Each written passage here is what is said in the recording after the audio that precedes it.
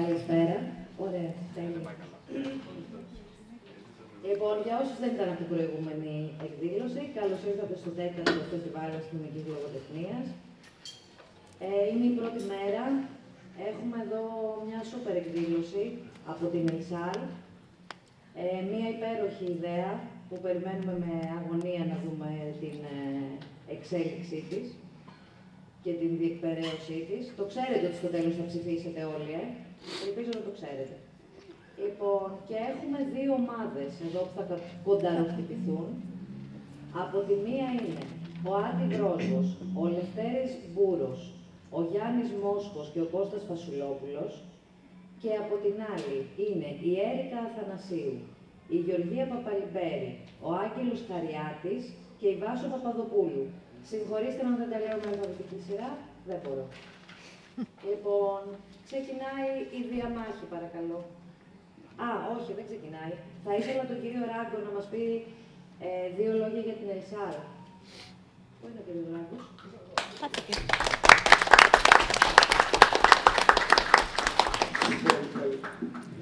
Καλησπέρα και από μένα. Είμαι ο Γιάννης ο Ράγκος, είμαι ιδρυτικό μέλος της Ελληνικής Λέσχης Συγγραφέων Αστυνομικής Λογοτεχνίας. Οι 8 φίλες και φίλοι εδώ είναι επίσης μέλη της Ελσάλ. Η Ελσάλ κάνει αυτό που μόλις περιέγραψε η Ιωάννα Πετρίδου, αυτό το debate. Η στατιστική λέει 3 στις 8 γυναίκες, δηλαδή περίπου όπως το 40% αυτό.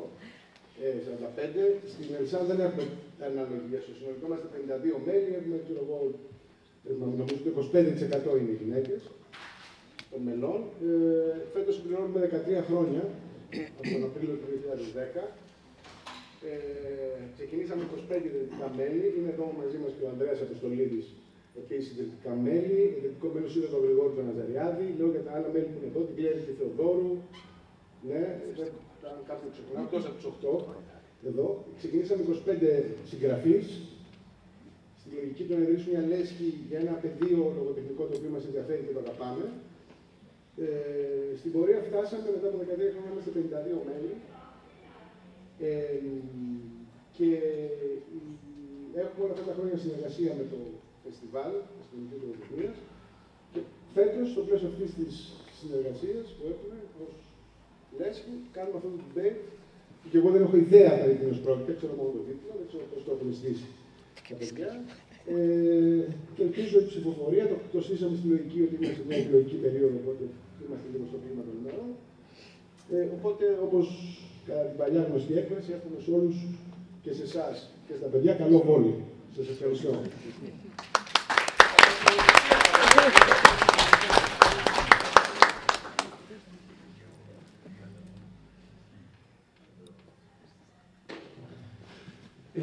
Καλησπέρα. Ξέρω ότι ο χρόνος είναι λίγο στενός και περιμένετε να δείτε και τον Κάρτερ. Θα ήθελα να πιστεύω ότι έρχεται να δείτε εμάς. Αλλά τέλος πάντων, αυτό είναι.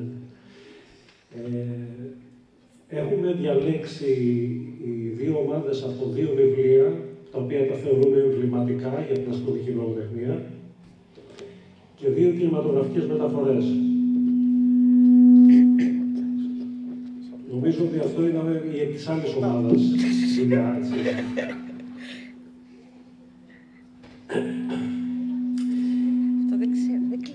Σας παρουσίασε τους παρευρισκόμενους η Ιωάννα, οπότε λέω να προχωρήσουμε κατευθείαν, να δώσω το λόγο στην άλλη ομάδα. Να ξεκινήσουμε με το βιβλίο που διάλεξε η άλλη ομάδα το πρώτο. Είναι η Γεωργία Παπαλιμπέρη και το έγκλημα στο Orient Express. Ευχαριστώ πολύ. Καλησπέρα σας. Ευχαριστούμε πάρα πολύ που είστε εδώ απόψε. Ευχαριστώ πάρα πολύ και την Ιωάννα που μου έδωσε την ευκαιρία να βρίσκομαι εδώ απόψε ανάμεσα σε φίλους και ελπίζω να μείνουμε φίλοι μέχρι το τέλος. Εγώ πρόκειται να σας μιλήσω για την Άγκαθα Κρίστη.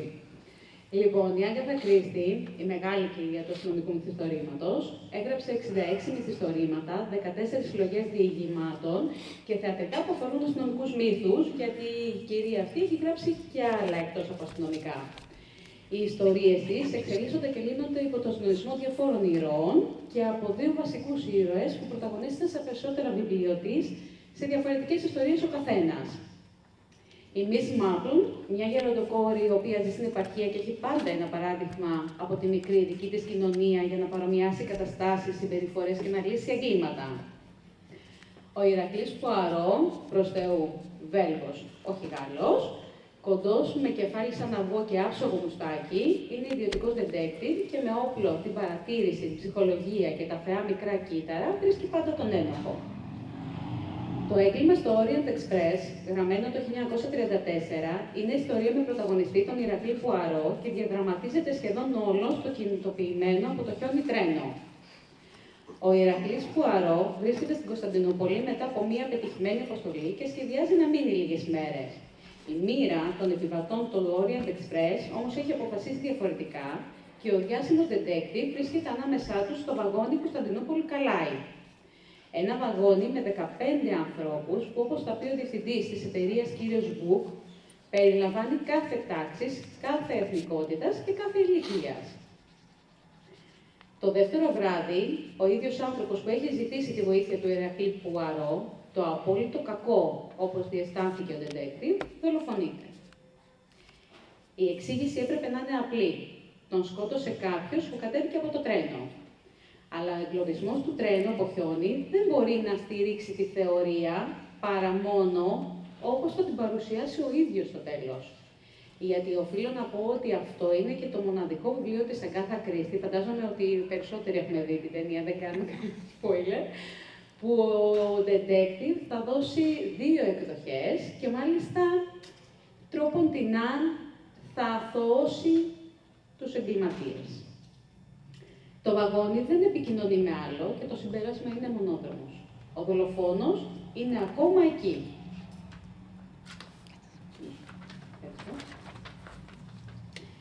Στο έγκλημα στο Orient Express έχουμε μια υπόθεση κλειστού δωματίου.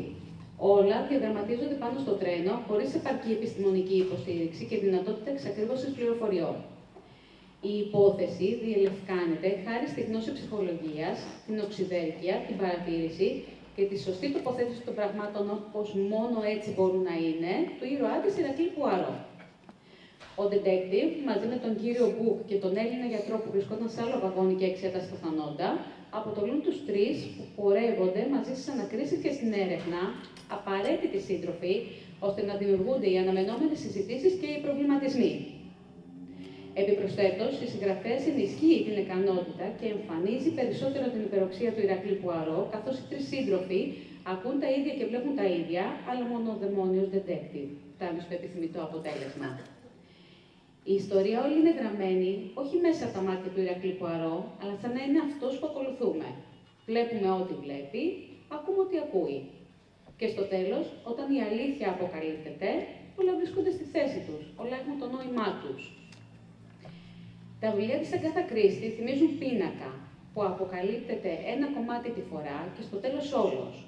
Ένας πίνακας με πολύχρωμους ανθρώπους, μιας και η συγγραφέας, πολυταξιδεμένη ίδια και παρατηρητής του κόσμου, παρουσιάζει άψογα τους χαρακτήρες της και το σκηνικό της, σχεδόν έτοιμους για μια κινηματογραφική μεταφορά του βιβλίου. Εγώ εδώ σας ευχαριστώ πάρα πολύ και θα δώσω... Όχι, δεν θα δώσω, θα αφήσω τον Άντι να δώσει τη σκητάλη στον επόμενο φίλο.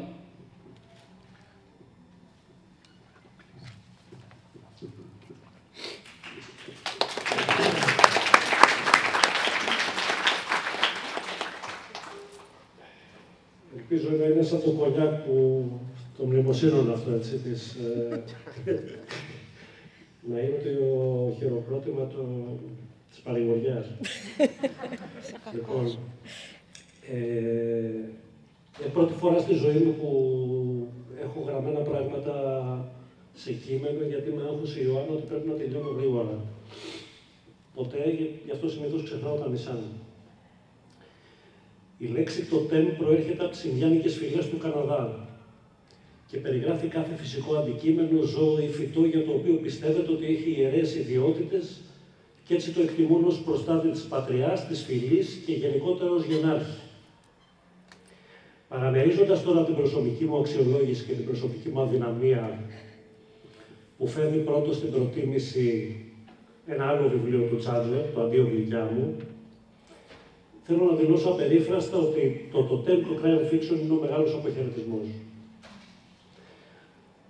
Αυτό συμβαίνει για μια σειρά από λόγους που είναι για μένα τόσο προφανείς, που δυσκολεύομαι να σκεφτώ κάτι που θα μπορούσε να σταθεί απέναντι από το μεγάλο αποχαιρετισμό. Έστω και αν αυτό είναι ένα τρένο. Έστω και αν αυτό είναι το μυθικό Orient Express. Ο μεγάλος αποχαιρετισμός, κατά τη γνώμη μου, είναι η βίβλος του crime fiction, στον ίδιο βαθμό που το στον δρόμο του Kerouac είναι ο... Δεν μπορώ να κάνω κάτι για το έκο. Στον ίδιο βαθμό που στον δρόμο του Kerouac είναι η βίβλος του Picnics και το κομμουνιστικό μανιφέστο είναι η βίβλος των απανταχών κομμουνιστών. Δηλαδή, κατά τη γνώμη μου, αν πρόκειται να διαβάσεις μόνο ένα βιβλίο αστυνομικής λογοτεχνίας, πρέπει να διαβάσεις το μεγάλο αποχαιρετισμό. Τώρα να πω λίγο σύντομα για τους λόγους, γιατί νομίζω εγώ ότι ο μεγάλος αποχαιρετισμός είναι το τοτέμ. Ο πρώτος λόγος είναι η γραφή. Ο Τσάντλερ έχει ούτως ή αλλιώς μια χαρακτηριστική γραφή, νομίζω ότι είναι από τους λίγους συγγραφείς, τους οποίους όταν διαβάζεις το βιβλίο τους, ψηλιάζεσαι ότι είναι Τσάντλερ, χωρίς να διαβάσεις τον ήρωα.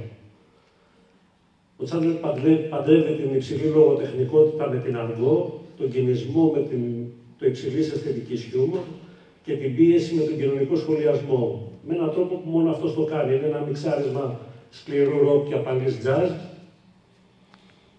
Είναι σαν ένα λιβάδι με αγριόχορτα που ξαφνικά ξεπροβάλλουν συνθέσεις με τουλίπες και ορχιδέες. Στο μεγάλο αποχαιρετισμό ο Τσάντλερ είναι πιο λυρικός και μελαγχολικός από ό,τι στα άλλα του βιβλία, αλλά παραμένει ο ίδιος μαέστρος με αυτή την αβίαστη γραφή. Ο ίδιος δεν ήταν πολύ σίγουρος για αυτά που έγραφε, θα πω κάτι παρακάτω. Αλλά όταν διαβάζεις Τσάντλερ σου φαίνεται ότι γράφει πάρα πολύ εύκολα. Ότι του βγαίνουν αυτά τα πράγματα πάρα πολύ εύκολα. Αυτός ο μαέστρος λοιπόν που δίνει μεγαλύτερη σημασία στο ρυθμό, τη σκιαγράφηση των χαρακτήρων και την ατμόσφαιρα παρά στην καταιγιστική δράση. Στο μεγάλο αποχαιρετισμό του μπαλαντέρ του Τσάντλερ, συνήθως που είναι ο διάλογος, λαμβάνει κατά τη γνώμη μου οπικές διαστάσεις. Όπως είχε πει κάποτε ο ίδιος, μπορώ να πω σε 15 λέξεις ενός διαλόγου περισσότερα πράγματα από ό,τι λένε οι άλλοι σε 2 ή 3 κεφάλαια. Ο δεύτερος λόγος για τον οποίο το θεωρώ τοτέμ είναι ότι μέσα σε λίγες αράδες ο Τσάντλερ καταφέρνει και γελιοποιεί τη σύγχρονη αμερικάνικη κοινωνία και τον τρόπο ζωής της. Λέει κάποια στιγμή ότι οι Αμερικάνοι τρώνε οτιδήποτε το οποίο είναι ψημένο, έχει 2 οδοντογλυφίδες πάνω και έχει και ένα μαρούλι να εξέχει, το οποίο συνήθως είναι μπαγιάτικο. Γελιοποιεί το σύστημα εξουσίας, τον καπιταλισμό, τον τύπο.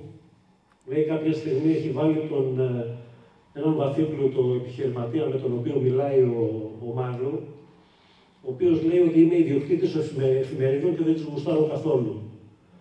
Γιατί αυτοί που κραυγάζουν για την ελευθερία του τύπου, ουσιαστικά κραυγάζουν για την ελευθερία να δημοσιοποιούν σκάνδαλα, να προβάλλουν κεντρινισμό και να είναι όργανα προπαγάνδας. Και επίσης εξευτελίζει και το εκδοτικό κατεστημένο, λέγοντας κάποια στιγμή ότι ο κόσμος πιστεύει ότι αν ένα βιβλίο έχει πολλές σελίδες, πιστεύει ότι κρύβει και πολύ χρυσάφι. Παράλληλα, σε αυτό το βιβλίο έχει και ένα αυτοβιογραφικό κομμάτι. Δηλαδή, για όσους έχουν διαβάσει λίγο τον Τσάντλερ, ξέρουν ότι μέσα από τον αλκοολικό συγγραφέα, που είναι η δεύτερη ιστορία που τρέχει παράλληλα στο μεγάλο αποχαιρετισμό, ο Τσάντλερ ουσιαστικά διηγείται λίγο κάτι από τη ζωή του. Βρισκόταν σε μια κατάσταση που η γυναίκα του ήταν πολύ άρρωστη. Ο ίδιος είχε πέσει στον αλκοολισμό και στην κατάθλιψη. Και είχε αμφιβολία αν αυτά που έγραφε είναι άξια να εκδοθούν, είναι ικανοποιητικά γραπτά. Και βέβαια και μέσα από τον Τέρι Λένοξ, έναν αλκοολικό κυφίνα, έχει κάποια στοιχεία. Και βέβαια μέσα από τον Μάρλο, αυτόν τον τύπο που θα πούμε τώρα. Ο τρίτος λόγος που εγώ έχω σημειώσει εδώ είναι η έντονη ύπαρξη του νουάρ στοιχείου. Θεωρώ ότι ο μεγάλος αποχαιρετισμός είναι το πιο νουάρ hard boiled βιβλίο του Τσάντλερ. Ξεφεύγει από τα αυστηρά πρότυπα του hard boiled. Έχει μια πολύ σκοτεινή ατμόσφαιρα που βρωμάει απεσιοδοξία.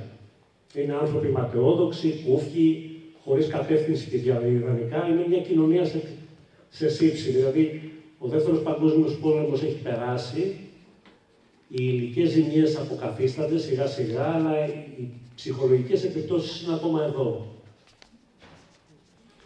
Ο τέταρτος λόγος είναι ότι ο μεγάλος αποχαιρετισμός μας δίνει μια πιο ολοκληρωμένη εικόνα της γοητευτικότερης για μένα μορφής του crime. Ο αρχετυπικός Φίλιπ Μάρλου δεν είναι ήρωας και ούτε επιδιώκει να γίνει τέτοιος. Είναι μάλλον ο ορισμός του αντιήρωα. Είναι κάτι σαν το Δον Κιχώτη της εποχής μας. Δεν μπαίνει σε κουτάκια, δεν έχει μέθοδο σαν τον Ηρακλή Πουαρό, δουλεύει με το ένστικτο. Ξέρει ότι δεν μπορεί να αποφύγει τον άνεμο, αλλά πρέπει να μάθει να κάνει ανεμόμυλους. Ο Μάρλου δεν πουλάει ηθική σε κανέναν, δεν κριτικάρει ούτε καν τον Λένοξ, τον φίλο του, ο οποίος τον προδίδει. Αλλά έχει ένα δικό του απαράβατο κώδικα αξιών. Είναι ανθρώπινος, παρότι είναι αγύριο στο κεφάλι, και είναι τόσο ανθρώπινος, ώστε να είναι ένας μύθος. Ο Τσάντλερ ιεραρχεί τα στοιχεία ενός αστυνομικού μυθιστορήματος σε χαρακτήρες, ατμόσφαιρα και την πλοκή να έπεται. Αυτή είναι η ιεράρχησή του. Στα δύο πρώτα, κατά τη γνώμη μου, σε χαρακτήρες και ατμόσφαιρα δεν έχει τέρι. Αν βγάλω έξω, αν εξαιρέσω την Πατρίσια Χάισμιθ, η οποία κατά τη γνώμη μου είναι στο ίδιο επίπεδο, δεν έχει τέρι ο Τσάντλερ. Όμως ο μεγάλος αποχαιρετισμός πέρα από αυτά έχει μια πάρα πολύ σφιχτοδεμένη πλοκή. Έχει δύο ιστορίες που κυλάνε παράλληλα, φαινομενικά είναι άσχετες μεταξύ τους, και μετά τα plot twist καταλήγει σε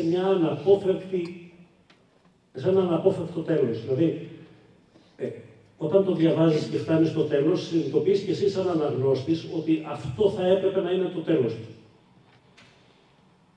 Παρότι έχω μια ένσταση, την οποία θα την πει μάλλον και ο Κώστας, ότι η ταινία, αν την έχει δει κάποιος με τον Elliot Gould, έχει άλλο τέλος, το οποίο είναι εξής και ίσως καλύτερο κινηματογραφικά. Ο Τσάντλερ δεν κάνει καμιά κοιλιά, κανένα κενό, δεν σου αφήνει καμιά απορία.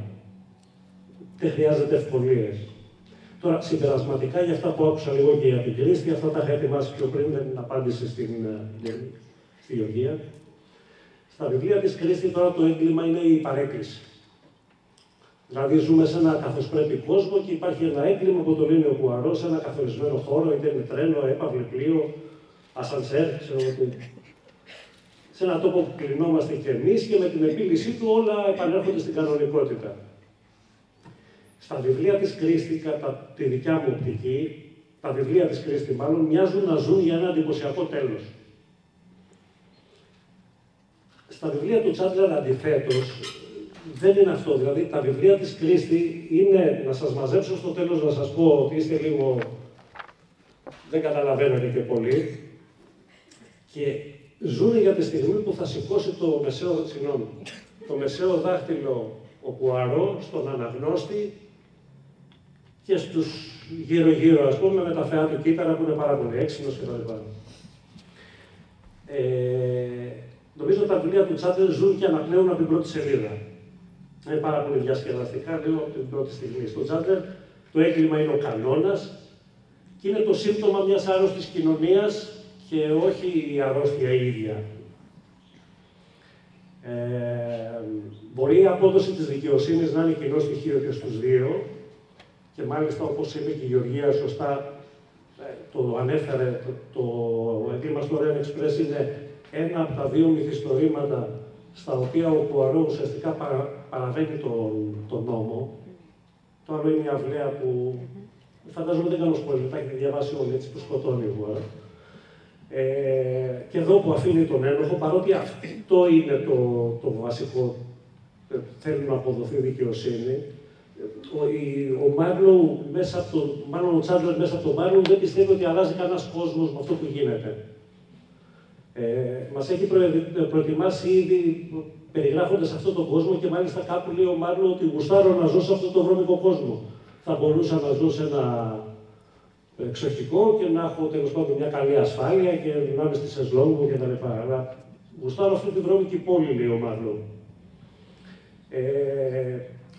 Ο Τσάπλιν λοιπόν μας έχει προετοιμάσει για έναν βρώμικο κόσμο, εν αντιθέσει με την Κρίστη, στην οποία δεν ξέρουμε αν βρέξει, μάλλον ξέρουμε αν βρέχει, αν χιονίζει απ' έξω, αλλά οτιδήποτε άλλο δεν ξέρουμε. Δηλαδή, αν γίνεται πόλεμος, αν παραιτήθηκε ο Πρωθυπουργός, αν έχουμε εκλογές, αν δεν ξέρουμε τίποτα απολύτως. Είναι πάρα πολύ στεγνά, νομίζω, τα βιβλία.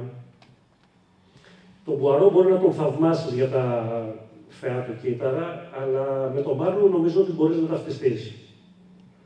Γιατί ο Μάρλο είναι ένας τύπος ο οποίος τσαλακώνεται. Δηλαδή, σκεφτείτε τώρα τον Πουαρό να μπαίνει φυλακή, είναι δυνατόν, δεν υπάρχει καμιά περίπτωση. Ο Μάρλο με την ίδια ευκολία που διαβάζει ποίηση και παίζει σκάκι τέλος πάντων, παίζει μπουνιές σε ένα κλαμπ και την επόμενη μέρα είναι στο σπίτι ενός πολύ πλούσιου επιχειρηματία και συζητάει για μια υπόθεση. Ζει δηλαδή πολύ κανονικά σε δύο κόσμους. Ο Μάρλο πάρα πολύ εύκολα. Επιλέγει όμως να ζει στο δικό του μοναχικό κόσμο. Ο Μάρλο είναι μοναχικός από επιλογή. Δεν είναι ένας αποτυχημένος τύπος. Δεν είναι εύκολο να ταυτιστείς με έναν τύπο που γνωρίζεις μετά από 35 βιβλία που έχει ο Πουαρό τώρα, ότι βάζει κερί στο μουστάκι, γυαλίζει τα λουστρίνια του και απεχθάνεται τη σκόνη. Είναι ψυχαναγκαστικός με την τάξη. Είναι δύσκολο να ταυτιστείς με έναν άνθρωπο που δεν υποκύπτει στη γοητεία μιας γυναίκας. Δηλαδή, ο Πουαρό, ας πούμε, δεν έχει δώσει ένα φιλί. Και η σάρκα το συγκινεί όσο συγκινεί ένα καλόγερο. Ο Πουαρό νομίζω ότι είναι περισσότερο ένας καρτουνίστικος χαρακτήρας και του έχει δώσει ζωή η μεταφορά στην μικρή και μεγάλη οθόνη. Ομολογώ ειλικρινά ότι τον συμπαθώ κι εγώ, αλλά δεν έχω βρει τον λόγο που τον συμπαθώ. Τον συμπαθώ, αλλά δεν έχει τίποτα συμπαθητικό. Δεν έχω διαβάσει ούτε έναν έξυπνο διάλογό του, 33 βιβλία, δεν έχω διαβάσει τίποτα έξυπνο. Δεν έχω μια ξέχαστη ατάκα από τον Πουαρό να θυμηθώ ότι αυτός ο τύπος κάτι είπε. Να κλείσω λέγοντας ότι εκτιμώ ότι πολλά από τα βιβλία που έχω διαβάσει δεν αξίζουν ούτε έναν εσωτερικό μονόλογο του Μάρλο. Και η πεποίθησή μου είναι ότι ένα crime fiction πρέπει να είναι κάτι περισσότερο από έναν πανέξυπνο γρίφο. Έστω και αν αυτός μοιάζει μη ρεαλιστικός όπως είναι στο έγκλημα στο Express, με λίγο σως ανατροπών. Ακόμα και αν πρόκειται για το εμβληματικό Orient Express. Και μια μυθική συγγραφέα του Χουντάν, την Αγκάθα Κρίστη. Αυτό το κάτι παραπάνω είναι που μας προσφέρει ο Τσάντλερ με κάποιες ατάκες που μας μένουν για πάντα. Θα ήταν απίθανο να δούμε σε ένα βιβλίο της Αγκάθα Κρίστη αυτό το «To say goodbye is to die a little». Ευχαριστώ.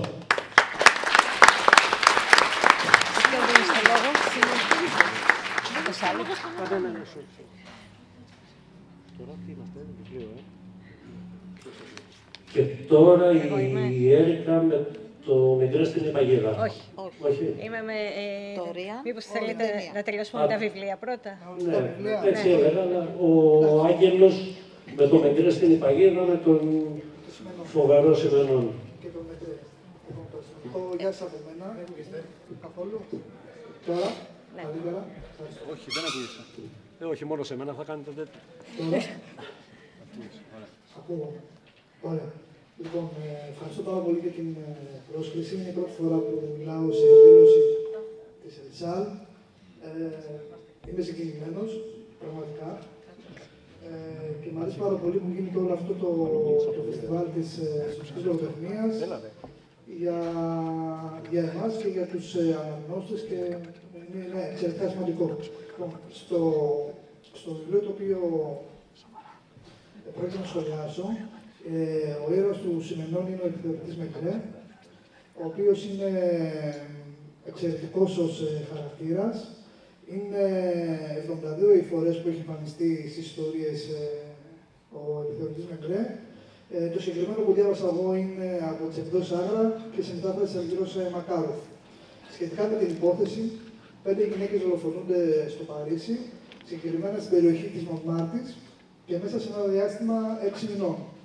Ο δολοφόνος θα μπορούσε να είναι οποιοδήποτε. Επιλέγει τα θύματα του όταν πέσει στο σκοτάδι, στα στενά σοκάκια της παρθινής συνοικίας του 18ου διαμερίσματος. Ο τρόπος του είναι πανομοιότυπος, το οποίο ενδεχομένως δηλώνει και έναν κατά συρροή δολοφόνο. Θυμίζοντας ασφαλώς το λειτουργικό και τα χαρακτηριστικά των γυναικών είναι ίδια ή σχεδόν ίδια. Καστανές, μεσαίου ύψους, με λίγα παραπάνω κιλά. Το όπλο του αγκλήματος δεν αλλάζει, τα ρούχα των γυναικών σκισμένα με τον ίδιο τρόπο, χωρίς όμως κανένα σημάδι σεξουαλικής κακοποίησης. Ο δαιμόνιος λοιπόν επιθεωρητής καταλαβαίνει ότι έχει να κάνει με έναν, όπως είπα πριν, κατά συρροίδιο δολοφόνο και ενδεχομένως ψυχικά ασθενή. Μια υπόθεση που ξεφεύγει από τις συνηθισμένες υποθέσεις του επιθεωρητή. Θεωρώ κομβικό σημείο στο βιβλίο η συνομιλία που στείνει ο Σιμενών ανάμεσα στο Μεγκρέ και στον ψυχίατρο Τισό. Στην ουσία, εκεί υπάρχει μια πλήρης ταύτιση απόψεων και αυτό είναι που λύνει κάθε αμφιβολία στον επιθεωρητή ώστε να συνεχίσει τον συγκεκριμένο αγώνα. Ο επιθεωρητής είναι φιλικός με τους δημοσιογράφους, τους κατανοεί και τους συμπονεί. Πέρα και πάνω από τη συμπάθεια, είναι ένα απαραίτητο όπλο στην παλέτα του, τους χρησιμοποιεί με έναν έτσι πονηρό τρόπο για να μπορέσει να πετύχει το σκοπό του. Αυτή η ετερόκλητη σχέση τους διαπνέει και το σύνολο του συγκεκριμένου ιστορήματος. Ο Σιμενών είναι εκπρόσωπος της σχολής Χουντάνη και εφευρίσκει τους τρόπους που θα κρατήσει αμύωτο το ενδιαφέρον του αναγνώστη. Το έβριμα της παγίδας είναι αριστοτεχνικό κατά τη γνώμη μου και είναι αυτό που οδηγεί τον δολοφόνο στο να γίνει λιγότερο προσωπικός.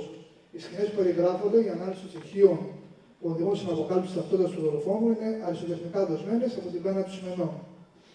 Στο δεύτερο μέρος του βιβλίου, ο Μεγκρέ έχει θέσει σε προσωρινή κράτηση έναν ύποπτο για τις δολοφονίες, τον κομψό, κάπως μορφακό και σίγουρα τελικά τον Μαρσέλ Μονσέν. Ένα νεαρό Λανδί, ο οποίος εν πολύ διεκδικείται από 2 γυναίκες, τη μητέρα του και τη γυναίκα του. Καταντώντας με τη δική του ανοχή, ασφαλώς ένα παιχνιδάκι στα χέρια τους.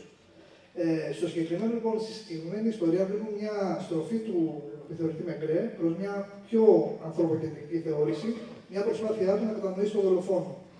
Δίνοντας μια δεύτερη ανατροπή, εξαιρετικός αυτών Σιμενών, αφήνει τον αναγνώστη με ένα μεγάλο αν, ένα αν που μπορεί να οδηγήσει σε μια άλλη εξέλιξη στην ιστορία. Ο Σιμενών θεωρώ για μένα ότι είναι μέτρη στο είδος του, με την Άγκαθα να κρατάει τα σπίκρα. Είναι ένας κύριος εκπρόσωπος του ποιος το έκανε και ένας ήρωας σίγουρα αξιομνημόνευτος. Είναι ευφυής, είναι παρατηρητικός, διορατικός και έχει αναλυτική και δημιουργική σκέψη, ταχύτητα αντίδρασης, τόλμη, φαντασία. Όλα αυτά λοιπόν συνθέτουν την προσωπικότητά του. Αυτά από μένα στο θέμα του βιβλίου. Σχετικά με το Whodunit και το Hard Boiled θα μας μιλήσει αργότερα η Βάσο να μας πει αυτά που πρέπει να μας πει για να γίνει η μάχη κανονική. Εμείς είμαστε χαλαροί. Ευχαριστώ πολύ.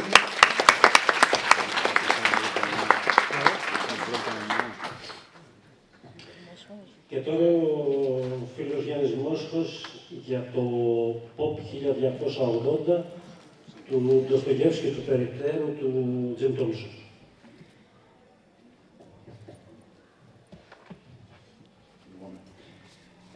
Χαίρετε και από μένα. Ευχαριστούμε πολύ που ήρθατε και μας προτιμήσατε από τον αγώνα του Ολυμπιακού. Ευχαριστώ τον Άτη για την πρόσκληση. Η ιδέα του ήταν πάρα πολύ καλή. Το φεστιβάλ επίσης και την Ιωάννα, την τρομερή Ιωάννα. Λοιπόν, εγώ θα σας μιλήσω για αυτό το βιβλίο του Jim Thompson, το POP 1280. Ο Jim Thompson έχει γράψει πάνω από 30 μυθιστορήματα. Τα περισσότερα 40-50, ήταν άγνωστος όταν ζούσε. Όταν επανεκδόθηκε το έργο αργότερα το 1980, εκεί άρχισε και έγινε ένας πάρα πολύ γνωστός συγγραφέας.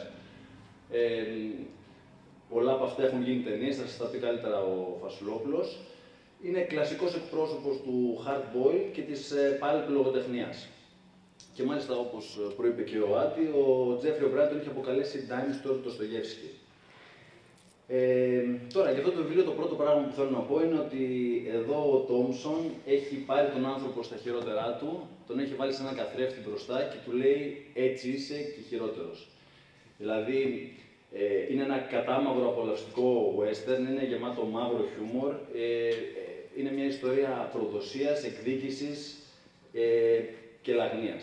Η πλοκή, εντάξει, χωρίς πολλά, είναι ένας κοινικός σερίφης, ο οποίος, ο Νικ Κόρεϊ, ο οποίος δεν κάνει απολύτως τίποτα. Και το μόνο πράγμα που κάνει είναι να τρώει, να πίνει, να κοιμάται και να κάνει σεξ. Και έχει εκλογές για τον νέο σερίφη και συνεχίζει να μην κάνει τίποτα για την εκλογή του. Και όταν του λένε ότι κάτι πρέπει να κάνεις κι εσύ, γιατί θα χάσεις τις εκλογές, λέει πως τότε ήταν που θα έχανα σίγουρα τις εκλογές, γιατί όπως λέει, για να κάνεις τη δουλειά σου, γιατί... Μισό λεπτάκι λίγο. Γιατί λέει ότι ο κόσμος δεν θέλει να κάνω τίποτα από τέτοια πράγματα. Μπορεί να νομίζουν ότι θέλουν, αλλά δεν ισχύει. Το μόνο που θέλουν είναι ένα πρόσημα για να με ψηφίσουν ξανά. Και προφανώς κάθε μήνα τώρα βέβαια με τις μέρες είναι λίγο και συμπτωματική. Στη διάρκεια λοιπόν όλης αυτής της διαδρομής προβαίνει σε πράξεις κοινικές, εγκληματικές. Έτσι, το μόνο που θέλει είναι να σώσει το τομάρι του. Όπου στο τέλος έχει απειβδίσει και λέει ότι ένα πράγμα ξέρω να κάνω, ότι δεν ξέρω τι άλλο να κάνω. Τι έχουμε λοιπόν εδώ? Λοιπόν, έχουμε ένα ολόσωτα σχεδιασμένο βιβλίο. Ένα βιβλίο που πολύ καθαρογραμμένο, δεν του λείπει τίποτα και όταν τελειώσει κανείς την ιστορία θα δει στο τέλος πως όλα είναι στη θέση τους. Βρωτοφωνάζει εδώ ο Τόμψον ότι το πράγμα πάει προς τον κρεμό, γενικά με τον άνθρωπο. Όλοι οι τύποι των ανθρώπων στα χειρότερά τους περνάνε μπροστά από τα μάτια μας. Είναι ο σερίφης που έχει την εξουσία και δεν κάνει τίποτα για τον πολίτη, είναι οι φίλοι που δεν είναι φίλοι, είναι η γυναίκα ή αυτή η μέγερα που ραδιοργεί, που εκβιάζει τον σερίφη για να την παντρευτεί, υπάρχει ρατσισμός, υπάρχει υποκρισία, εκβιασμοί, δολοφονίες και όλα αυτά σε μια μικρή κοινωνία όπως είναι το Πότς, που είναι 1280 μαύρες ψυχές που ήταν και ο τίτλος της άλλης έκδοσης. Λοιπόν, τώρα, αυτό που θέλω να πω επίσης εδώ, ο Τσάντλερ είχε πει για τον Χάμετ ότι παρέδωσε το έγκλημα σε αυτούς που πραγματικά είχαν έναν λόγο να το διαπράξουν. Και αυτό έχουμε εδώ πέρα. Δεν μοιάζει εδώ σε αυτή την ιστορία ποιος έκανε το έγκλημα, ούτε εάν υπήρχε μια φοβερή έξυπνη λύση που κρυβόταν κάτω από τη μύτη μας, ή ότι με μια εκλογήκευση μπορεί να λύσει ένα μυστήριο. Εδώ έχουμε ομό ρεαλισμό. Έχουμε μια ιστορία η οποία παίρνει σάρκα και οστά εκεί που στενάζει ο άνθρωπος, είναι στα έγκατα της κοινωνίας. Είναι δηλαδή μια ιστορία βγαλμένη από τη λάσπη του Πότσβιλ, που είναι η πόλη αυτή. Είναι μια ιστορία αίμα από το αίμα. Εκεί κυλιέται ο άνθρωπος, αυτή τη λάσπη. Είναι μια ιστορία βουτυγμένη στην ανθρωπίλα. Αυτά τα λίγα.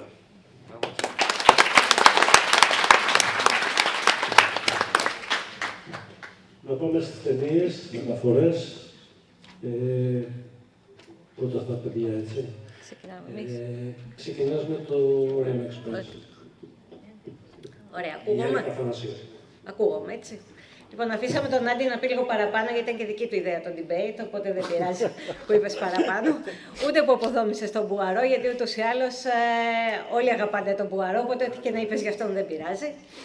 Επίσης, θα ξεκινήσω ότι και είναι λιγάκι άδικο απέναντι στην άλλη ομάδα, μια και το φεστιβάλ ονομάζεται Άγκαθα, άρα κάποιος λόγος θα υπάρχει γι' αυτό.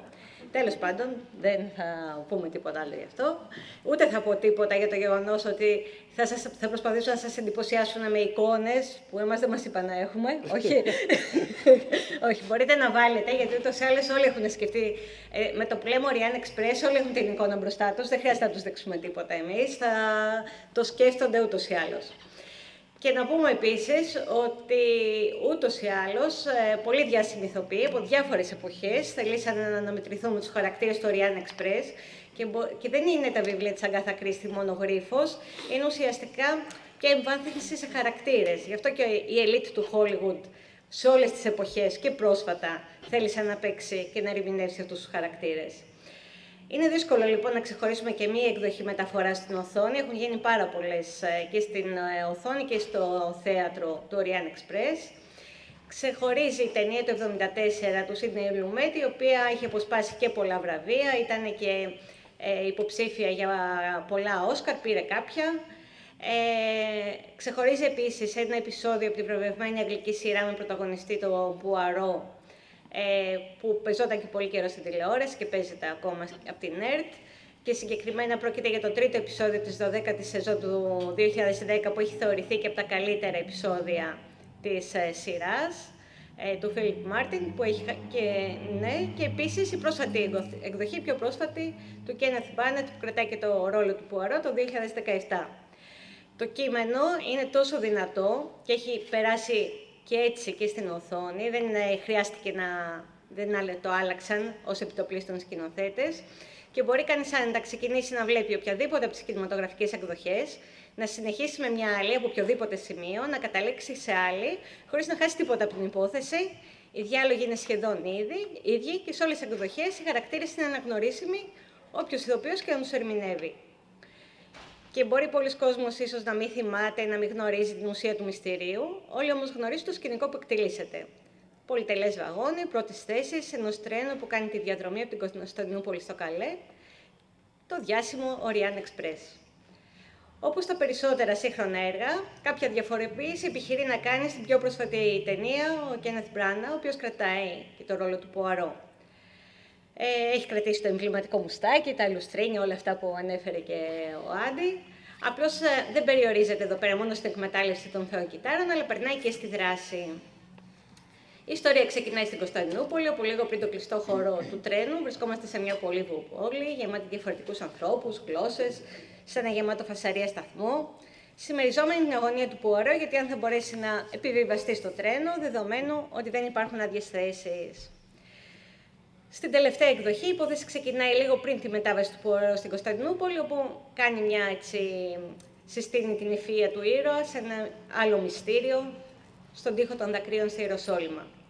Και στις τρεις εκδοχές τονίζεται η αίσθηση του ταξιδιού της μετάβασης. Και από τις χαρακτηριστικές ατάκες που αναφέρονται, ότι είναι ενδιαφέρον να παρατηρήσει ανθρώπους που θα ζήσουν αναγκαστικά κοντά για λίγες ημέρες, μέχρι το τρένο να φτάσει στον προορισμό του, καθώς μεταφέρονται από τον έναν τόπο στον άλλον και δεν θα ξαναδούν ποτέ ο ένας τον άλλον. Μετά το κλειστοφοβικό, θα μπορούσε να πει κανείς, σκηνικό του τρένου, με τον περιορισμένο χώρο του διαδρόμου, τις καμπίνες που πρέπει κανείς να κάνει χώρο για να μπορέσει να περάσει ο άλλος, λειτουργεί πολύ καλά η αντίθεση του εξωτερικού χιονισμένου τοπίου. Το κόκκινο χρώμα και τα έντονα χρώματα του τρένου με το λευκό έξω από το τρένο. Η εστίαση του στο τρένο που κινείται με ταχύτητα δίνει γοργό ρυθμό και στην εξέλιξη της ιστορίας, καθώς οι επιβάτες πηγαίνουν-έρχονται, γνωρίζονται, δείχνουν τη συμπάθεια ή την αντιπάθειά τους. Και ενώ οι ήρωες παραμένουν εγκλωβισμένοι σε μια ιστορία εκδίκησης, βαδίζουν με ταχύτητα προς το πεπρωμένο που φέρνει και το τέλος για έναν από αυτούς. Έμφαση δίνεται σε όλες τις εκδοχές στην κίνηση. Ενώ όλα μέσα στο τρένο αρχίζουν να μοιάζουν στάσιμα, ένας φόνος αποκαλύπτεται και μαζί του σταματάει και η κίνηση του τρένου όταν μια χιονοστιβάδα θα κλείσει τις γραμμές.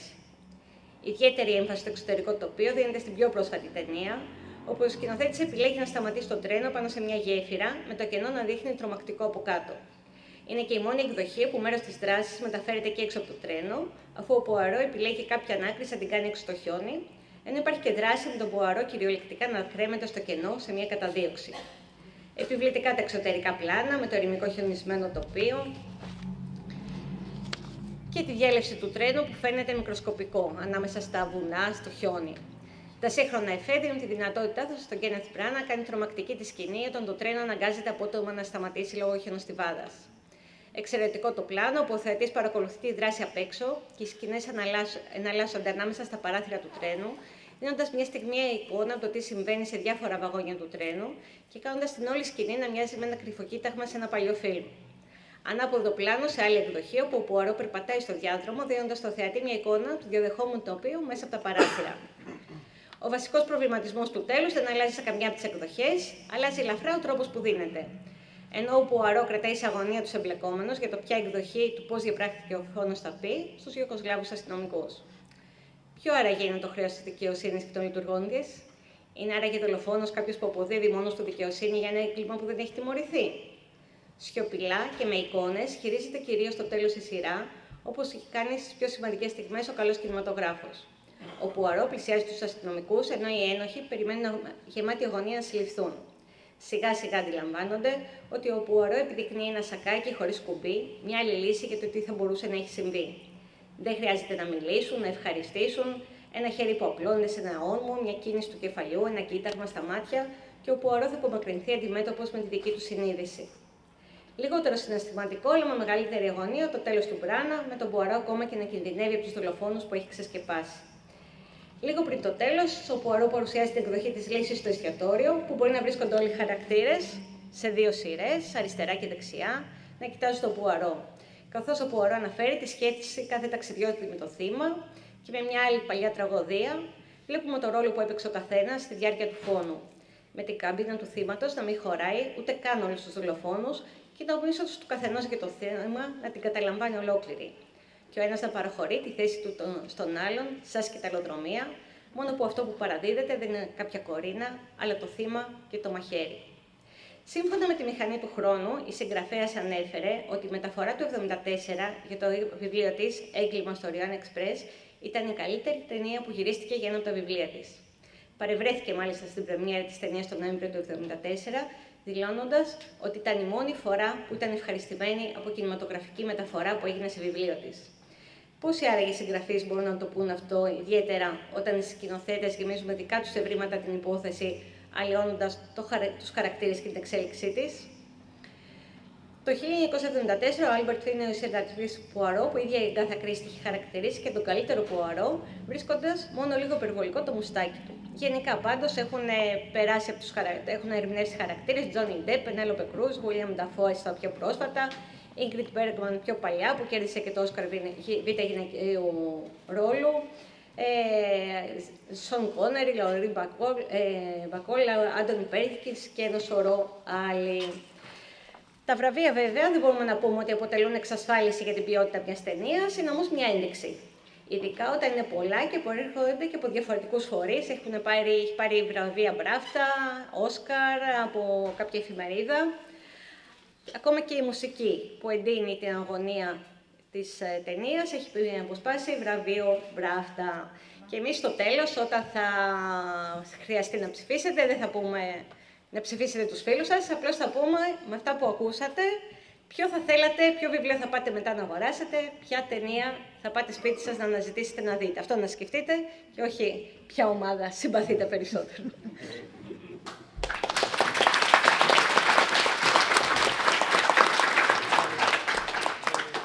Θεωρείτε πως είσαι αντιπαθητική, γιατί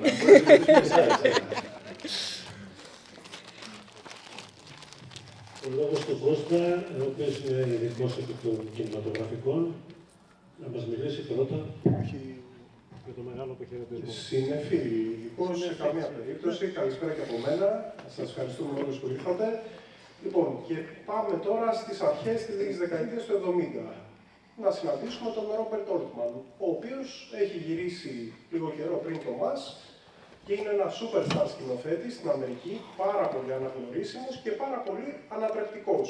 Δηλαδή, κάνει πράγματα που δεν τα είχαν ξαναδεί μέχρι τότε. Και ανακοινώνει ότι το 1973 θα γυρίσει το Long Goodbye με τη δική του ματιά. Τη δική του προφανώς ανατρεπτική ματιά. Και θα βάλει για πρωταγωνιστή, για Φίλιπ Μάρλο, τον Έλιοτ Γκούλντ. Έναν ηθοποιό με τον οποίο είχε συνεργαστεί και στο ΜΑΣ και ένα χρόνο αργότερα θα συνεργαζόταν στο California Street. Η ταινία, όπως αναμένει κανένας, είναι πολύ μακριά από τα στερεότυπα του hard boy του κινηματογραφικού, όπως αυτά τα είχαμε δει με τον Bogart και τον Dick Powell, τα ασπρόμαυρα. Δηλαδή, η ιστορία είχε ως εξής: ο Φίλιπ Μάρλο δέχεται ξημερώματα την επίσκεψη από το φίλο του, τον Τέρι Λένοξ, ο οποίος του λέει: θέλω να με πας, έχω πρόβλημα, θέλω να με πας στην Τιχουάνα. Όπως και γίνεται. Προκύπτει ότι ο Τέρι Λένοξ κατηγορείται για το φόνο της γυναίκας του. Ο Μάρλο, που θεωρεί ότι γνωρίζει καλά το φίλο του, θα αφιερώσει όλο του το χρόνο, όλη την ταινία, στο να αποδείξει την αθωότητα του φίλου του. Αυτή λοιπόν η αρχετυπική detective υπόθεση είναι μια ευκαιρία για τον Όλτμαν να μιλήσει, σαφώς όχι για ένα πνευματικό παιχνίδι, δηλαδή ποιος είναι ο ενοχός, ποιος σκότωσε ποιον, αλλά για έννοιες όπως μοναξιά, η φιλία, η αλληλεγγύη. Η ταινία είναι 50% Ρόμπερτ Όλτμαν και 50% Έλιοτ Γκούλντ. Το πώς αποδίδει τον πρωταγωνιστή, τον Φίλιπ Μάρλοου, ο Έλιοτ Γκούλντ, είναι παράτερο και ταυτόχρονα πολύ ενδιαφέρον. Δηλαδή, έχουμε έναν Μάρλοου, ο οποίος είναι έξυπνος, είναι ικανός ερευνητής, ταυτόχρονα όμως είναι ατσούμπαλος, τον σέρνουνε, δεν είναι βίαιος, δεν είναι στερεοτυπικά ανδροπρεπής, όπως ήταν ο Μπόγκαρντ ή όπως, ας πούμε, έχουμε στο μυαλό μας τον Μάικ Χάμερ. Είναι ένας χίπι Μάρλοου και βρίσκεται και σε ένα χίπι περιβάλλον στο Λος Άντζελες των 70's. Όλα γύρω του είναι ψυχεδελικά χαλαρά. Και η ταινία έχει χαλαρή διάθεση, έχει ψυχεδελική διάθεση, με κάποιες εξαιρέσεις όπου έχουμε βίαιες εκρήξεις. Δηλαδή υπάρχουν κάποιες αναπάντεχες βίαιες εκρήξεις, οι οποίες επίσης φαίνονται παράτερες μέσα στην ταινία. Το τέλος επίσης είναι εντελώς διαφορετικό από το τέλος του βιβλίου. Αξίζει να αναφερθούμε στο πρώτο δεκάλεπτο της ταινίας, πριν τη συνάντηση με τον Τέρι Λένοξ. Βλέπουμε τον Μάρλοου να προσπαθεί να ταΐσει τη γάτα του για 10 λεπτά. 10 λεπτά προσπαθούμε τον βλέπουμε μάλλον να προσπαθεί να ταΐσει τη γάτα του. Να πηγαίνει στο σούπερ μάρκετ, να της πάρει τη γάτο-τροφή που θέλει και ούτω καθεξής.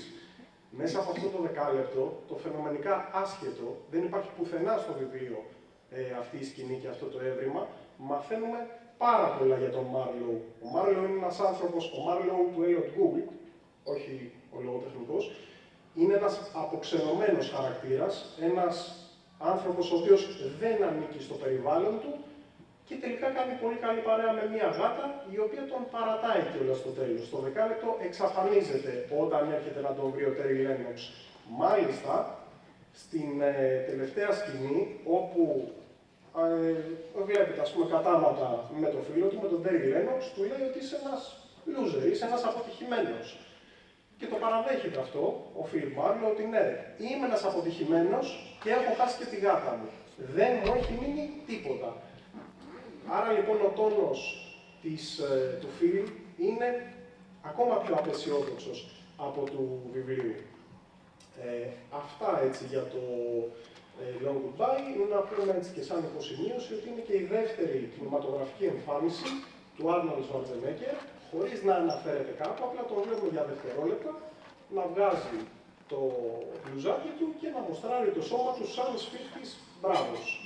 Μετά φυσικά απογειώθηκε, έκανε αρκετά πράγματα. Λοιπόν, και πάμε τώρα στο Coup de Torsion, είμαστε στα 1980. Είναι ενδιαφέρον ότι όσο τον αγνοούσαν τον Jim Thompson οι συμπατριώτες του, διότι όπως σωστά είπε ο Γιάννης, όταν ήταν στην ακμή του γραψίματος του δεν τον εκτιμούσαν στην Αμερική. Παρ' όλα αυτά, τον εκτιμούσαν πολύ στην Ευρώπη και συγκεκριμένα στη Γαλλία, λόγω της σειράς νουάρ του Γκαλιμάν. Το 1979 έχουμε μία μεταφορά του One Hell of a Woman με τίτλο Série Noire του Alain Corneau και ένα χρόνο μετά έχουμε το Pop 1280 να μεταφέρεται στο σινεμά από τον Bertrand Tavernier. Η δράση μεταφέρεται από τις Ηνωμένες Πολιτείες, στον Αμερικανικό Νότο, στην Μπουρκασά, μία πόλη 1000 κάτι κατοίκων, στη Σενεγάλη, γαλλική απικία. Όπου συναντάμε τον Λουσιέν Κορδιέ, τον Νικ Κόρεϊ του βιβλίου, ο οποίος είναι ένας μπάτσος ρεμάλι. Είναι ένα άτομο που όλοι λιδωρούν, η οικογένειά του τον ξεφτιλίζει, οι ανώτεροι του τον κοροϊδεύουν και γενικά είναι ένας περιφερόμενος, ανήμπορος χαρακτήρας. Φαινομενικά. Διότι στην πραγματικότητα ο Κορδιέ είναι ένας φοβερός υπολογιστής, ένας πολύ κοινικός άνθρωπος, ο οποίος επωφελείται από κάθε κατάσταση, στείνει εγκλήματα και τα φορτώνει σε άλλους και καταφέρνει πάντοτε να βγαίνει καθαρός και να ρίχνει το φταίξιμο αλλού. Στη διανομή έχουμε κορυφαίους Γάλλους ηθοποιούς, στον πρωταγωνιστικό ρόλο έχουμε τον Φιλίπ Νουαρέ, τη σύζυγό του υποδίεται η Στεφάνο Ντραν, την κόμενά του υποδίεται η Ιζαμπέλ Λουπέρ και επίσης συναντάμε τον Γκί Μασόν, τον οποίο τον έχουμε δει σαν τηλεοπτικό detective Νεστόρ Μπουρμά, που μπορεί να τον ξέρετε από τα βιβλία του Λέο Μαλέρ. Όλοι αποδίδουν εξαιρετικά, παίζοντας τις λέρες, τα καθάρματα. Είναι μόνο καθάρματα, δηλαδή οι θετικοί χαρακτήρες είναι οι νέγροι της Σενεγάλης, οι οποίοι δεν βγάζουν άχλα. Απλά παρακολουθούν τα λευκά καθάρματα να υλοσκοτώνονται. Σε συνδυασμό με το σκληρό αφρικανικό τοπίο, η ατμόσφαιρα σύψης και διάλυσης που αποδίδει ο Τόμσον στο βιβλίο του, πιστεύω ότι μεταφέρεται εξαιρετικά. Σε αντίθεση με το Long Goodbye, που δεν αναγνωρίστηκε στην εποχή του, δηλαδή όσοι πήγαν να δουν το Long Goodbye στο σινεμά και περίμεναν να δουν detective fiction, ξενέρωσαν, χαλάστηκαν. Η ταινία του Ταβερνιέ πήγε πολύ καλά, έκοψε σχεδόν 4 εκατομμύρια εισιτήρια στη Γαλλία, πήρε και βραβείο Μελιέ, ό,τι και αν αυτό σημαίνει, και γενικά είναι μια ταινία που δοξάστηκε. Τώρα να πούμε κάτι συνολικά και για τις δύο ταινίες. Είναι εναλλακτικές ματιές στο κινηματογραφικό hardboiled, δηλαδή δεν μοιάζουν με τις κλασικές ταινίες του Howard Hawks, ας πούμε, ή του John Huston. Είναι εναλλακτικές ματιές, μακριά από τα στερεότυπα των Chandler, Hammer και Mickey Spillane. Ο αποχαιρετισμός, κατά τη γνώμη μου, είναι η καλύτερη ταινία από τις δύο, η πιο ενδιαφέρουσα κινηματογραφικά. Και εκεί βλέπουμε τον Μάρλο να περιφέρεται στο ψυχεδελικό Los Angeles των 70's, σαν υπότης με σκουριασμένη πανοπλία, ο οποίος κυνηγάει ανεμόμυλους. Τους ανεμόμυλους της ηθικής, της φιλίας και της αλληλεγγύης. Το Coup de Torsion, το ξεκαθάρισμα, όπως θα το αποδίδαμε έτσι στα ελληνικά, είναι αρκετά πιστό στο πνεύμα του βιβλίου και στην πλοκή και σαν κείμενο είναι πιο αμφιλεγόμενο. Όμως και ο Ταβερνιέ και ο Τζιμ Τόμσον δεν μας καλεί να ταυτιστούμε με κάποιον ήρωα, απλά μας λέει, κοιτάξτε αυτά τα καθάρματα να αλληλοσκοτώνονται. Δείτε τους. Και οι δύο ταινίες κινούνται πέρα από το πνευματικό παιχνίδι, δεν ασχολούνται με το ποιος είναι ο δολοφόνος, ειδικά η ταινία του Ταβερνιέ δεν έχει κανένα τέτοιο ενδιαφέρον. Αντίθετα μιλάνε για ανθρώπινες σχέσεις και για συμπεριφορές πρωταγωνιστών, οι οποίοι είναι υποπίεση. Το οποίο προσωπικά το βρίσκω πολύ πιο ενδιαφέρον από το να βλέπω παχουλούς Βέλγους να παίζουν με το μουστάκι τους, προσπαθώντας να βρουν ποιος είναι ο έλεγχος. Σας ευχαριστώ πολύ.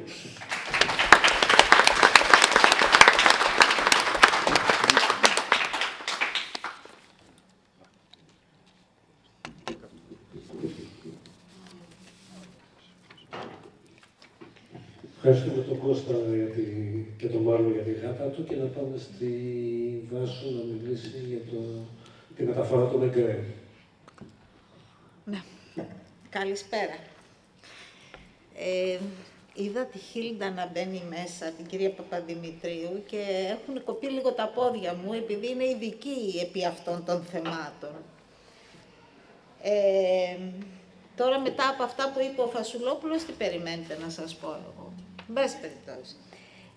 Θα μιλήσουμε για τον Μεγκρέ, όπως τον έφτιαξε ο Σιμενών, όπως τον φαντάστηκε ο Σιμενών. Έγιναν αρκετές μεταφορές του Μεγκρέ και στον κινηματογράφο και αργότερα στην τηλεόραση, από παντού. Δεν ήταν μόνο γαλλικό φαινόμενο, από παντού. Το 1958 ξεκινήσανε με τον Ζαν Γκαμπέν. Εξαιρετικός ηθοποιός, πάρα πολύ καλή ερμηνεία και έκανε και αρκετές ταινίες. Το BBC από τη μεριά του δεν γύρισε την πλάτη στην άλλη όχθη και έχει γυρίσει αρκετές φορές και για την τηλεόραση και για το κινηματογράφο, πολλές και διαφορετικές εκδοχές όλων σχεδόν των έργων του Σιμενών. Όπως επίσης έγιναν και πάρα πολλές ραδιοφωνικές εκπομπές και ραδιοφωνικό θέατρο, όπως είχαμε και εμείς κάποτε το θέατρο στο ραδιόφωνο. Έχει πάρα πολλά και αν ενδιαφέρεστε μπορείτε να τα ακούσετε, υπάρχουν παντού. Ας μιλήσουμε λίγο για την τελευταία μεταφορά που ήταν με τον Ρόουαν Άτκινσον, τον οποίον εγώ μετά τη Μαύρη Οχιά και το Mr. Bean, στη Μαύρη Οχιά τον είχα αποθεώσει. Στο Mr. Bean δεν μου είχε αρέσει καθόλου και έλεγα, όχι τώρα τον κάναν και με γκρέ, πώς θα είναι αυτό το πράγμα, σύχαμα θα είναι. Δεν ήταν καθόλου σύχαμα. Ήταν εξαιρετικός. Ήταν πολύ ωραία η παραγωγή, πηγαίναν όλα πάρα πολύ όμορφα, αλλά ας μιλήσουμε λίγο για την παγίδα. Η παγίδα που έστησε ο Μεγκρέ, εδώ μας δείχνει και το πώς είναι διαμορφωμένη η αστυνομία στην Γαλλία. Ο Μεγκρέ δεν έχει εντολή να κάνει αυτές τις κινήσεις που πάει και κάνει. Αυτή την παγίδα τη στείνει θέτοντας το κεφάλι του στον τορβά.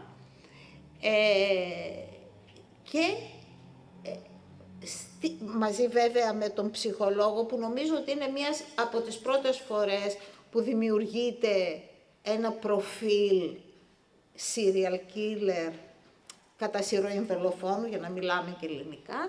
Είναι η πρώτη φορά που δημιουργούν αυτήν την εικόνα αυτού του ανθρώπου και το πώς πρέπει ή δεν πρέπει να αντιδρά.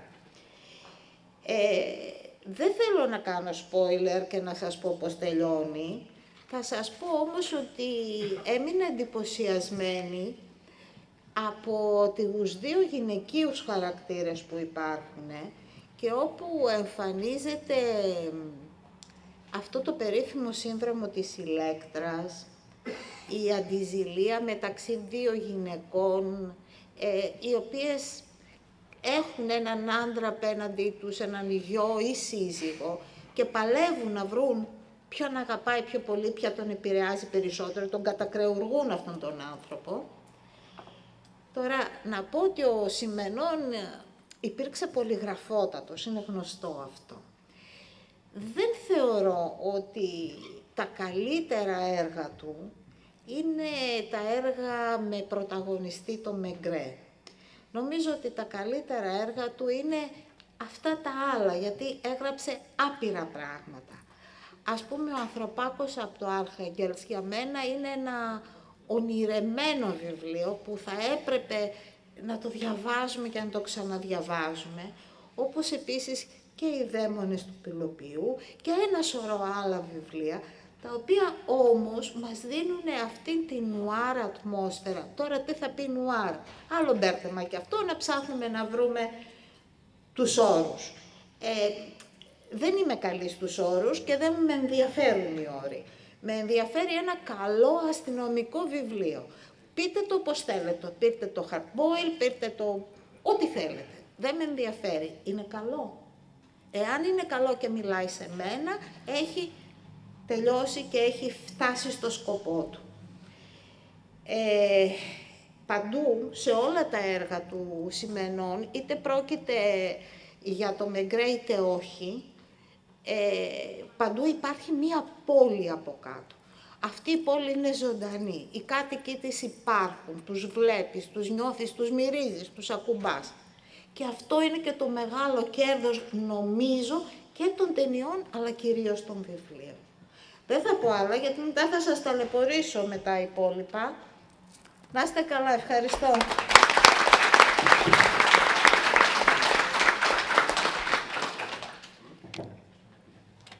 Περνάμε στο τελευταίο κομμάτι του debate, που είναι από εμάς ο Λευτέρης, ο οποίος θα μιλήσει για το hard boil, και από την άλλη ομάδα η Βάσο που θα μιλήσει για το whodunit. Χαίρετε και από μένα. Εγώ είμαι ο Λευτέρης. Επίτηδες μιλάω τελευταίος, διότι συνηθίζουμε με τα παιδιά, έχουμε την κοινή έτσι, γνώση ότι ξέρω καλύτερα από όλους, αλλά είμαι εδώ για χάρη των εντυπώσεων. Και δεν θα μιλήσω ακριβώς για το hard boil, θα μιλήσω για αυτό που αντιλαμβάνομαι εγώ ως ας πούμε συγκριτικά πλεονεκτήματα του hard boil έναντι του whodunit, το οποίο εγώ προσωπικά δεν το λέω για να επηρεάσω, αλλά το σκυλοπαριέμαι. Μου έρχονται τρία points που λέμε και στη δουλειά στο μυαλό, και αυτά είναι τα εξής. Είναι η ταύτιση του αναγνώστη, είναι το στοιχείο της έκπληξης και το τρίτο είναι το κοινωνικό σχόλιο. Υπάρχει και ένα τέταρτο που σκέφτομαι, το οποίο έχει να κάνει με την οπτική γωνία και με το σε ποιο σημείο στέκεται κάθε φορά ο εκάστοτε συγγραφέας. Νομίζω ότι είναι λίγο ενδιαφέρον αν το αναλογιστεί κανείς αυτό. Δηλαδή, αυτοί οι συγγραφείς που συζητάμε τώρα, που είναι τεράστιοι όλοι, πέρα από αυτό που λέμε χιουμοριστικά, σε ποιο σημείο στεκόντουσαν στην πραγματική τους ζωή. Και όταν λέω σε ποιο σημείο, εννοώ ποιες ήταν οι δικές τους προσλαμβάνουσες. Ήταν άνθρωποι οι οποίοι γεννήθηκαν πλούσιοι, ήταν άνθρωποι που γεννήθηκαν φτωχοί, ήταν αλκοολικοί, ήταν δημόσιοι υπάλληλοι. Δεν ξέρω. Ίσως ξέρω, αλλά δεν το λέω για να μην σε επηρεάσω. Αυτό που έχει για μένα ενδιαφέρον είναι ότι αν κάνουμε τη σύγκριση, για μένα είναι ξεκάθαρο ότι οι συγγραφείς οι οποίοι οδηγούνται στο να μιλήσουν με έναν τρόπο ο οποίος συγγενεύει, είναι πιο κοντά στο hard-boiled, ενδεχομένως να έχουν κάποιες διαφορετικές, ας πούμε, πεποιθήσεις στάσεις ζωής από τους συγγραφείς οι οποίοι επιλέγουν να μπουν μια ιστορία κλειστού δωματίου με έναν γρίφο που συγγενεύει περισσότερο με το whodunit. Για να το κάνω λίγο έτσι πιο ανοιχτό, επειδή έχω χρόνο που πρέπει να καλύψω, σκεφτόμουν ότι πριν από 1 μήνα περίπου είχα πάει στο χωριό μου. Εγώ είμαι από την Ετωλοκαρνανία. Είναι ένα χωριό στα Ετωλοκαρνανίες, δεν το ξέρετε, αλλά εκεί πέρα μιλάνε οι άνθρωποι με κοφτές λέξεις και τέτοια πράγματα που δεν συνηθίζονται εδώ στην Αθήνα. Συνέβη ένα συμβάν, το οποίο είναι πολύ συνηθισμένο στα αγροτικά, ας πούμε, στις αγροτικές επαρχίες. Υπήρχε μία διαμάχη μεταξύ δύο χωριανών για ένα χωράφι.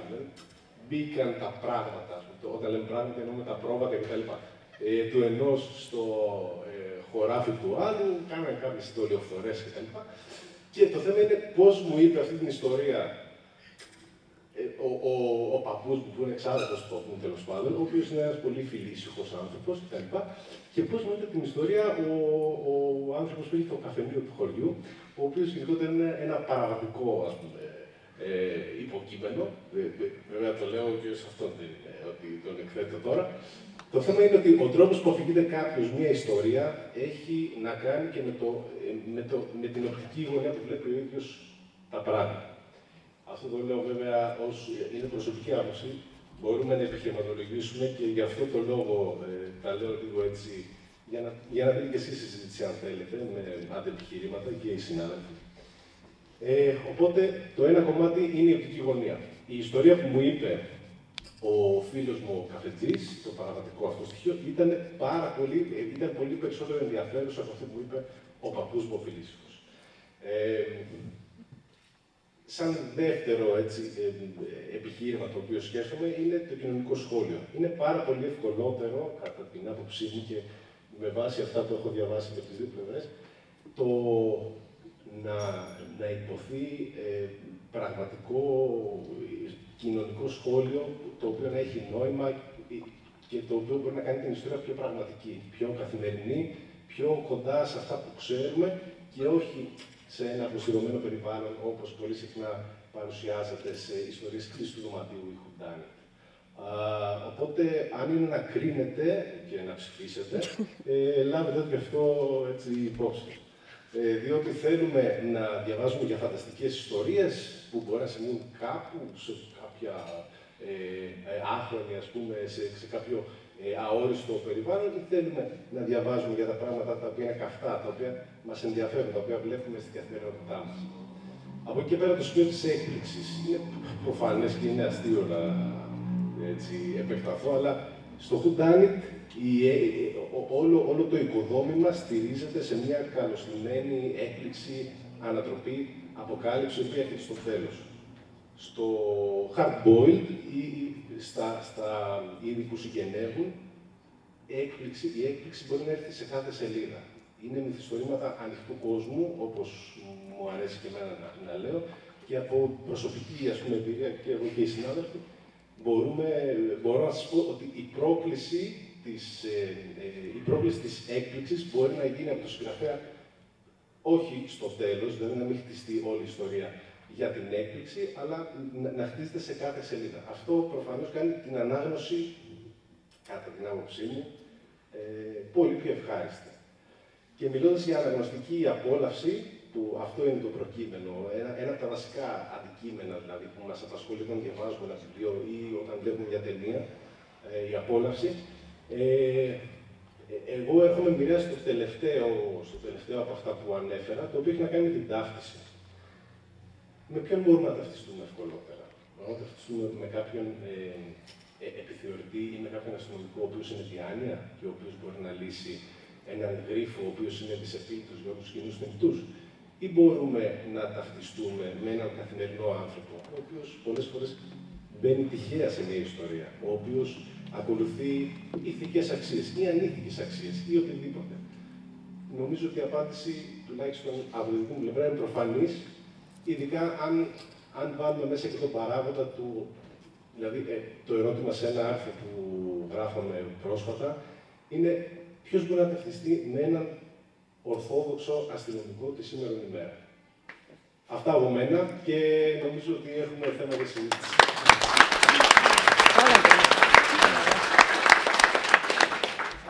Εγώ από όλα αυτά που είπε ο Λευτέρης θα κρατάω ότι ο παραβατικός καφετζής είναι φίλος του, τον είπε φίλο του. Αυτό, τα υπόλοιπα τώρα είναι... Λοιπόν, τώρα κλείνει την παρουσίαση του Λευτέρη, τη Βάσο, θα μιλήσει για το Τζουγκάνι. Δεν ξέρω αν έχει κανένα καφετζίδι αυτή να μας πει. Καλά, εντάξει. Καφετζί όχι δεν έχω. Ταβερνιάρης κάνει. Βάση περιπτώσει. Λοιπόν, τώρα, εγώ θα πω ότι who done it δεν είναι μόνο αυτό που λένε ότι είναι... Τέλος πάντων, ψάχνουμε να βρούμε ποιος έκανε και είναι μόνο στην Αγγλία και μόνο σε αυτά που διαβάσαμε πριν και ότι αφορά η Αγκάθα Κρίστη ή όχι. Νομίζω ότι όλοι οι συγγραφείς όταν γράφουν ψάχνουν να βρουν και εμείς ως αναγνώστες όταν διαβάζουμε ψάχνουμε να βρούμε ποιος έκανε την αξιόπινη πράξη, όποια και αν είναι αυτή. Σε αυτό κινούμαστε όλοι, δεν μπορούμε να κάνουμε κάτι άλλο.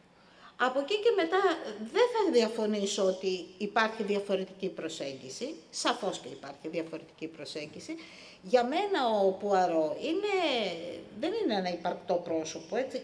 Σαφώς κανένας δεν είναι υπαρκτό πρόσωπο, όμως ο Πουαρό είναι σαν να τον έχουν φτιάξει, είναι σαν μια καρικατούρα, έτσι, με το αυγοειδές πρόσωπο, με το... Δεν είναι ένας φυσιολογικός, δεν είναι ο άνθρωπος τέλος πάντων που θα πας να του πεις το πρόβλημά του. Ο Μάρλοου είναι. Αλλά όταν διαβάζεις Αγκάθα, καταρχήν να πω ότι ο Τσάντλερ και η Κρίστη ήταν σύγχρονοι. Που σημαίνει ότι ο καθένας μας περιέγραφε αυτό που ζούσε. Στην Μεγάλη Βρετανία τότε, Ηνωμένο Βασίλειο, δεν ξέρω πώς θέλετε να το πούμε, ερχόταν χρήμα, απικιοκρατία, ερχόταν χρήμα από παντού.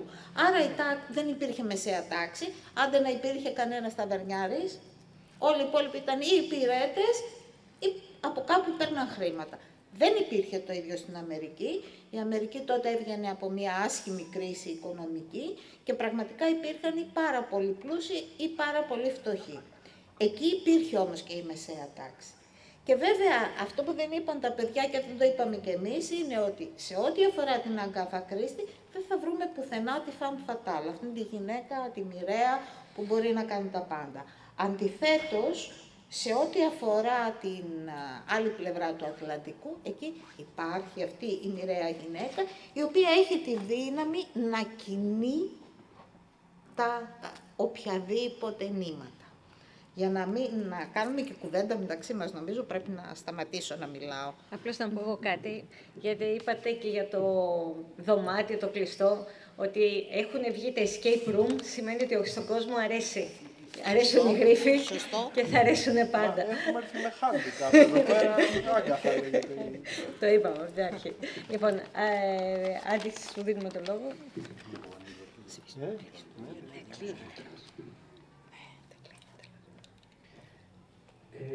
Να δώσω το λόγο στο Γιάννη που κάτι θέλει να πει, κάτι τον τρώει. Ναι, με τρώει λίγο αυτό. Λίγο για τη βάση. Ξέρεις πόσο πολύ Ναι. Να τσαποθούν ήρθαμε.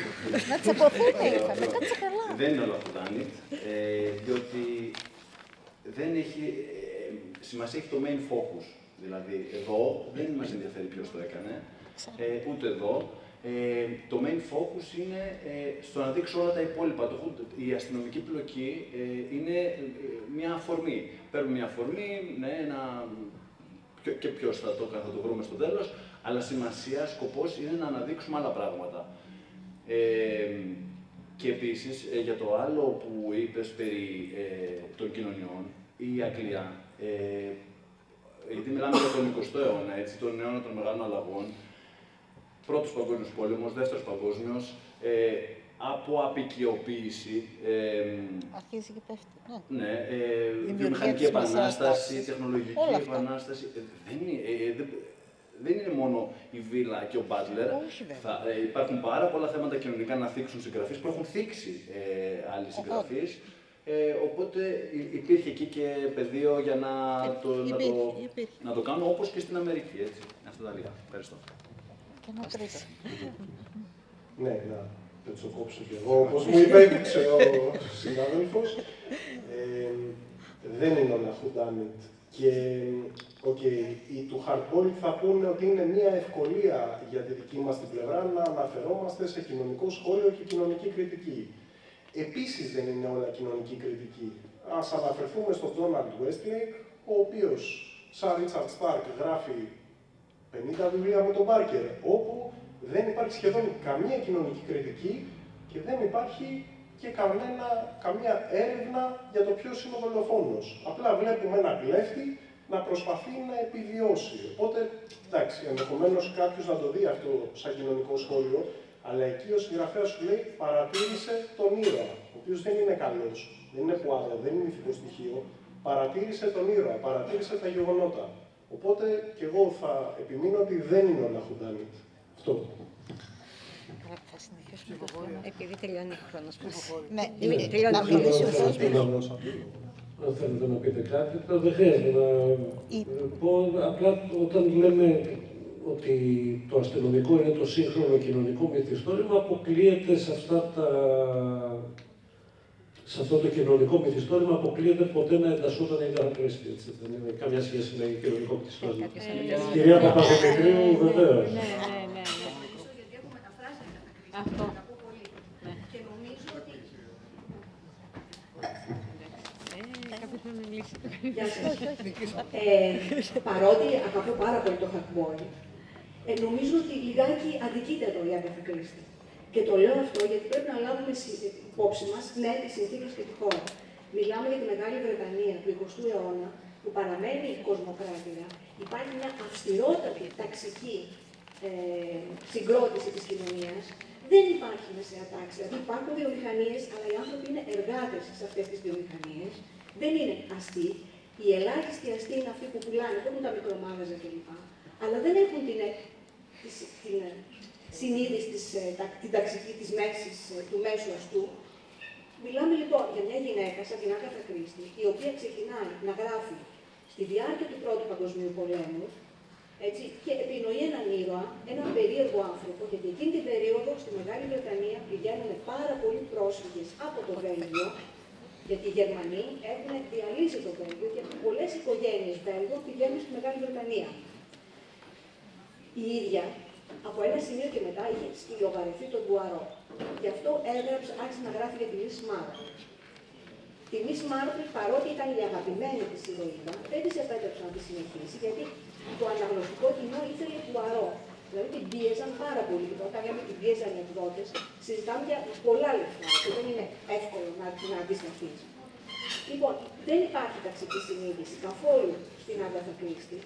Όμως, αν διαβάζεις τα βιβλία, έχει τύχει να μεταφράσω μερικά, αλλά έχω μεταφράσει τα ίσωμα. Και είχα μεταφράσει και την αυτοβιογραφία της. Καταλαβαίνεις ότι αν ψάξεις τη γλώσσα, υπάρχει η διαφορά στον τρόπο που μιλάνε τα αφεντικά από την εργατική τάξη, από τους υπηρέτες. Εκεί καταλαβαίνεις ότι υπάρχει μια διαφορά. Δεν το κάνει συνειδητά η Αγκάθα Κρίστη, η ίδια δεν το καταλαβαίνει αυτό. Και νομίζω στη Μεγάλη Βρετανία πρέπει να φτάσουμε στα τέλη της δεκαετίας του 50 και τις αρχές της δεκαετίας του 60. Δεν είναι καθόλου τυχαίο ότι είναι η πρώτη φορά που παίρνει για αρκετό χρονικό διάστημα το Labour Party, ας πούμε, την εξουσία. Υπάρχει μια τέτοια λογοκρισία και μια τέτοια δυσκολία στο να εκφραστούν πράγματα, που είναι αδύνατο να φανταστεί κανείς αυτό που συμβαίνει στις ΗΠΑ. Στις ΗΠΑ είναι πιο ξεκάθαρα τα πράγματα. Ναι, και η οικονομική κρίση, αλλά δεν είναι μόνο αυτό. Είναι το γεγονός ότι είναι ένα χορευτήρι από ανθρώπους δεκάδων φυλών από διάφορες χώρες, οι οποίοι έχουν σημαντική μόρφωση πολλοί από αυτούς και τους ενώνει και το συνδικαλιστικό. Γιατί μια εποχή ο συνδικαλισμός δεν είχε την κακή χρειά που έχει τώρα, την κακή φήμη που έχει τώρα. Λοιπόν, νομίζω όλα αυτά, γιατί για να μιλήσουμε και για το hardball πρέπει να μιλήσουμε για τον Τσάντλερ και τον Χάμετ, έτσι. Ο Χάμετ είναι ένας καθαρά πολιτικοποιημένος άνθρωπος και νομίζω ότι το hardball έχει αυτό το στοιχείο, αλλά το έχει λόγω των συνθηκών. Είναι κρίμα όμως να υποτιμούμε την Αγκάθα Κρίστη. Πραγματικά είναι πάρα πολύ δύσκολη στη μετάφραση. Αν θέλεις να κάνεις μια καλή μετάφραση, θα σου βγει Παναγία. Είναι σπουδαία συγγραφέας. Και εκ των υστέρων είναι, κατά τη γνώμη, είναι λάθος να κρίνουμε τα έργα τέχνης εκ των υστέρων. Δηλαδή, αν πούμε τώρα ότι η Αγκάθα Κρίστη ήταν μια αστή που καταπίζει την υπηρέτριά της, ας πούμε, χάνουμε κάτι πάρα πολύ ουσιαστικό. Άλλες εποχές εκείνες, άλλες εποχές τώρα. Τέλος πάντων, δεν πρόσεχα να κάνω αυτή την παρέμβαση, γιατί κάπου με την Αγκάθα Κρίστη ένιωσα να φουσκώνω. Θεωρώ ότι είναι μια σημαντική συγγραφέα, μια σπουδαία συγγραφέα. Πρέπει να φύγουμε, γιατί είναι ο Κάρτερ μετά. Λοιπόν, και τώρα ήρθε η ώρα της ψηφοφορίας. Απλώς έχουμε... Λοιπόν, Πριν την προβοκάτσια της κυρίας Παπαδημητρίου ή μετά. Αγνοήστε το κόμμα. Πρέπει να βάλουμε κάλπες. κοιτάξτε, όποιος θέλει θα ψηφίσει τους ξένους συγγραφείς. Όποιος θέλει θα ψηφίσει και ποιοι συγγραφείς από εδώ, ποιος από αυτούς προτίμησε. Όχι, ναι. Λοιπόν, για πάμε. Ποιος θα... Εγώ λέω να μην τους βάλουμε στις Έλα μου, ναι. Γιατί? Θα ψηφίσουμε την Κυριακή, όχι και σήμερα. Λοιπόν, θα βάλουμε... Ακούστε, Ιωαννά. Ωραία. Θα πεις και Λοιπόν, ποιο είναι πιο δυνατό χειροκρότημα. Θα ναι. πεις έτσι. Ποιος θέλω να χειροκροτήσουν δυνατά. Δεν έχει σημασία που κάποιοι δεν έχουν παρακολουθήσει την εκδήλωση. Λοιπόν, δεξιά μας έχουμε την κατηγορία αστυνομικής λογοτεχνίας Who Done It και αριστερά μας έχουμε το Hard Boiled. Λοιπόν, οπότε, ποιοι προτιμούν ή αποφάσισαν μετά από αυτή τη συζήτηση το Who Done It να χειροκροτήσουν.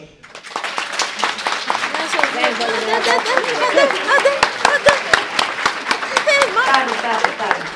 Λοιπόν, και τώρα ποιοι προτιμούν το Hard Boiled.